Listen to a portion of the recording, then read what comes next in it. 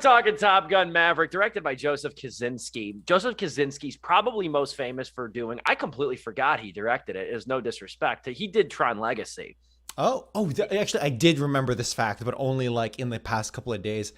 Chelsea, my wife, gotta get used to saying that. We all gotta get used to saying that. I know. I almost said girlfriend, but even though I've been engaged to her for a bit, but she loves that movie. She likes Tron Legacy. She had never seen Tron until I showed it to her a couple years ago, which is just funny. Wow. But cause like there's so much in that movie that connects. But anyway, it was one of the OG New Decade Legacy sequels.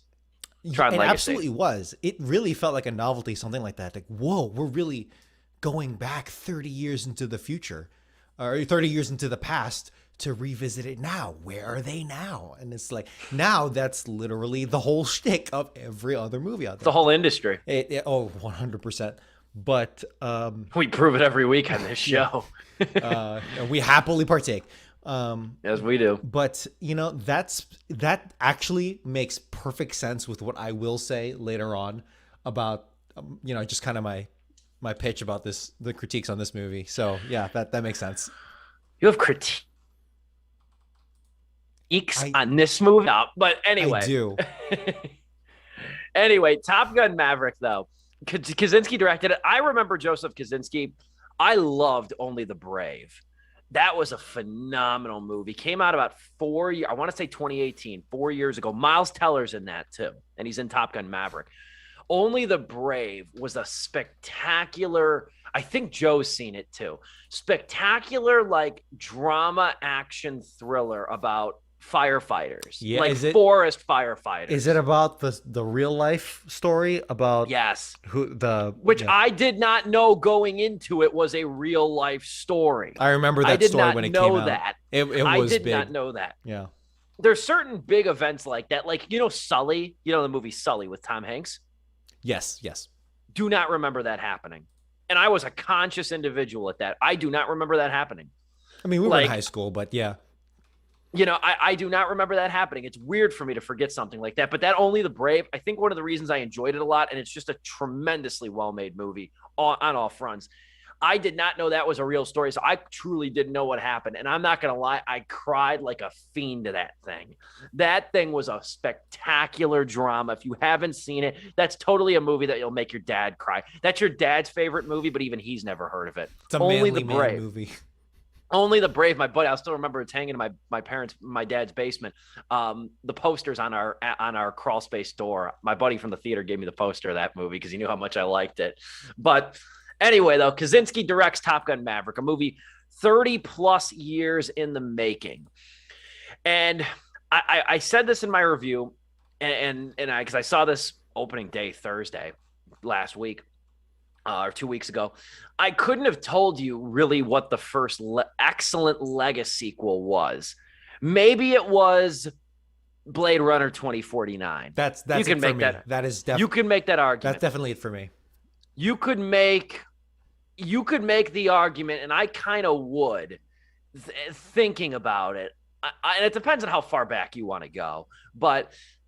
I would lean towards Mad Max Fury Road. Oh, you know what? Yeah, that makes sense. I would lean towards Fury Road because you can absolutely count that as a Lego sequel.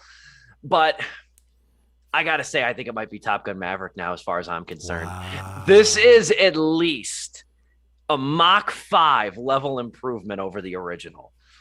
The original movie... I like the original movie, and of course, I republished my 2.5 out of 4 star review of it on my website. So everybody at work has been giving me grief about it. I feel like Top Gun, the original OG Top Gun, that's a movie that you can absolutely like now. But I feel like in order to really love it and have that connection with it, you had to see it in the summer of '86. You had to be in the theater watching it. That was a true summer blockbuster. I could absolutely see that thing popping on the big screen. And then in that one movie, I can never remember the name of it, but one of the few movies Tarantino actually acted in, he did that whole monologue about how Top Gun is the gayest movie ever made, and that's why it's the best Hollywood screenplay. And I sort of subscribe to those themes that he talks about. The volleyball scene for the record, I have not seen the first Top Gun, but I have seen probably every scene in like short snippets because it's one of those movies that culturally its cultural significance just sprays all over the landscape, just bursts, just spews all over cinema, because it is just it's so 80s, it's so machismo, it's so military that it's punching way above its pay grade compared to the original movie. And I haven't even seen the movie, but everyone I talk to pretty much agrees with that, where it's like, yeah, I'd give it like 2.5, or like a B- or something. It's not a great movie, but it's a fun movie. It's a lot of fun, Sure. and I like Tony Scott. Tony Scott's got some interesting stylistic touches as a director that I've always appreciated. Obviously, Brother of Ridley, Rest the Dead as well on that note. But Top Gun Maverick, we'll get into it. This movie takes place 36 years after the original, and the only person I think who's aged better than Pete Maverick Mitchell is probably Tom Cruise himself, who, of course, plays Maverick in this movie. And this movie, just there's so many directions I can go in this. I wrote a way too long review of this thing, but I think the first thing to note is that this is not a movie that's very sticky with fan service. This is not a movie that is trying to recapture the magic, whatever it was 36 years ago, that the original Top Gun Maverick, or the original Top Gun managed to do, rather. This is a movie that pays light homage to the original, has a couple references, brings back one character in particular for a little while, in a sort of a mentorship role, Val Kilmer, and then decides it wants to really do its own thing, which is absolutely what it should do. You got a barrage of faces here. Glenn Powell is the smug hangman. You'll remember him from Richard Linklater's Everybody Wants Some. God, he's so good at playing arrogant. Like he's so good. He's got that smile. He's got that snarl. You don't use that word often. Yeah. He's got that snarl on his face that just makes you want to punch it. That specific part of his face where the mouth forms the snarl. You just want to hit it with a bottle. He's so good at what he does, though. You got Monica Barbero, who's from The Good Cop. You got Jay Ellis, who I really liked in the first Escape Room movie. And you also have Lewis Pullman, who plays Bob. Just plain Bob. Son of Bill Pullman. Yeah, son of Bill Pullman. Yes, indeed. I actually saw that in the credits. I'm like, is that Pullman? Could he be? And yeah, it is. Yeah, I remember him from Strangers, the sequel, Pray at Night. And then, of course, you got Miles Teller as Rooster, the son of his late wingman, of Maverick's late wingman, Goose. So Miles Teller's here too. He's really the supporting actor of this whole thing. And then you also have Jennifer Connelly too, Penny, who's a single mother and bar owner as well. And I'll never turn down the opportunity to see Jennifer Connelly. Third person who's aged as best as Maverick, Tom Cruise, Jennifer Connelly. That's true. Remind me, she was not in the first movie, right? No, she wasn't. Was her character in the first movie? I think if I remember correctly, and I didn't get a chance to rewatch the original Top Gun, but I think she's referenced. I think she's like referenced. Wow. Okay. In that. I mean, the one fatal continuity error, this whole thing, there's one fatal continuity error, and you haven't seen the original, so you didn't catch it. The one fatal continuity error of this thing is that Rooster was already born in the original Top Gun. Oh, so he would be like pushing 40. Oops. That's the one fatal continuity error of this whole thing that I realized about halfway through. I'm like, wait a minute, didn't Goose mention that he had a son back home? Even if Goose impregnated his wife literally 30 seconds before the mission that killed him, it still wouldn't work. He would not have been. Yeah, it still wouldn't work. But either way, though, this movie is such a great time. It does so many things well, and I seriously, I think Mad Max Fury Road is the last time I truly enjoyed a non-superhero blockbuster quite like this one. I'm not saying it's perfect. It's not. There's one, I think, shortcoming in this thing that I could note, but everything it does overshadows that for the rating that I'll give it. And with that, I'll turn it over to Don, because you saw it a little bit more recent than I did too. Yeah, so potential left turn here, but I do want to bring up how, like I said earlier, that Top Gun just is a massive cultural touchstone, whether you want to admit it or not. And it's got its quirks. You can make fun of it, and you should make fun of it. But it's definitely a big part of we're feeling those effects today. And one of those that's interesting is the military entertainment complex. Now, I didn't share any of this with you, Steve, before going in, and I promise I will be very short with this. But it is a very interesting thing, a phenomenon where the United States Department of Defense, which is the civilian part that handles all the military, the whole U.S. military, they actually invite filmmakers of all kinds, of all levels, all parts of the filmmaking process to work with them, the actual military, the actual Department of Defense, and will give them like access to like footage, access to like cool military hardware, not literally, but like, hey, here's like, you can film this, and like, yeah, we can provide you some realistic looking stuff. We can advise you on how this looks, how that looks.